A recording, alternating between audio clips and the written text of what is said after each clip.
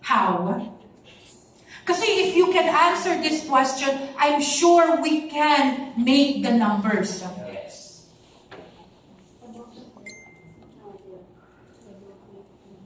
Share them the health benefits of your product. That's a good thing. That's a good thing. You see, it's a very simple answer, but it was actually the very foundation of why we did grand testimonial events Luzon, Visayas, Mindanao. Okay. They may want a change. Okay? They may want a change in their life. But sometimes, telling them the success of different people will just intimidate and overwhelm them further. True or not? Yes. True? Yes. And so when you present your case, when you try and influence them, it's important that you talk about them also. Yes. Yes. You talk about everything that they feel will be a hindrance towards making those baby little steps to attend an event. No? Yes, Grace. The company give you values that I experience also. That's why you need to share how the company give us the value. That's a very good point. Let's give her a big hand of applause, and also the lady there at the back. You see, if you know the story of Grace, you would know that she is a breast cancer survivor. Okay?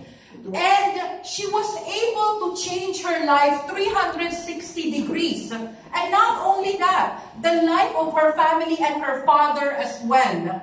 You know, and she experienced so many things that she didn't when she was employed.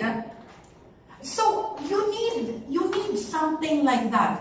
Kaya nga it was so important to bring people to the grand testimonial event, because only then, when they realize that there are people like them, nagkasakit, naghirap, nahirapan, nakapundar, naging stable, napagod, nawala, tumayo ulit, and started to make it somehow work together. If you could relate to the people who spoke on stage, then you would have enough ammunition, bala, to influence a person to attend an event.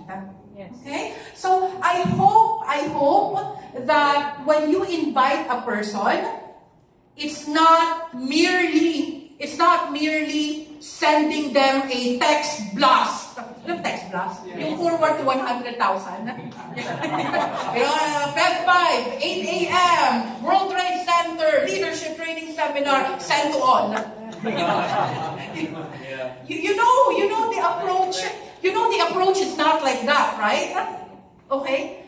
And you don't go to Messenger and send the poster, tak, tak, tak, tak, tak, tak, tak, send all. That's not gonna work.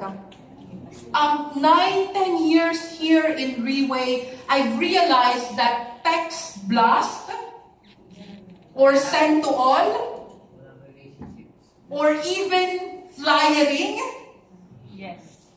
the probability of success is very minimal. Yes. Very, very minimal. Compare to someone na pinaghirapan mo talaga. Yes. Let me give you a very good example in the grand testimonial life. I have this long-term client who never want to be registered, who doesn't want to apply for BIR.